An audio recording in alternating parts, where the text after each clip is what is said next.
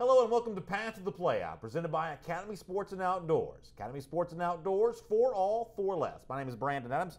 This is Mike Johnson taking a look at the Sugar Bowl matchup between the Alabama Crimson Tide and the #1 seed Clemson Tigers. And for Alabama, Mike, one of the storylines of this game that makes preparations maybe a little bit more complicated is the fact that Jeremy Pruitt, the Tide defensive coordinator, now the head coach of the Tennessee Vols. Now, he won't work full-time at Tennessee until after the playoff is over, but is it possible to give your all to Alabama as the DC, knowing that you are going to be the Tennessee head coach? How tough does this make things in the Crimson Tide? I think it's tough. I think it's tough from a Tennessee's perspective. I think it's tough from an Alabama perspective. But Jeremy Pruitt did get an opportunity to watch Kirby Smart go through this same thing, and I think that Kirby Smart handled it well. I think that gives Jeremy Pruitt a little bit of an upper hand in being able to approach this situation the same way. One of the things that Kirby Smart said about his time in Alabama when he was the dual role as Alabama DC and Georgia head coach, it's how you use your time. Are you spending your time on the right thing? And my guess is that's the challenge that Pruitt's going to be dealing with here as well, because Tennessee brings with it some demands. Nick Saban's also got demands to get ready for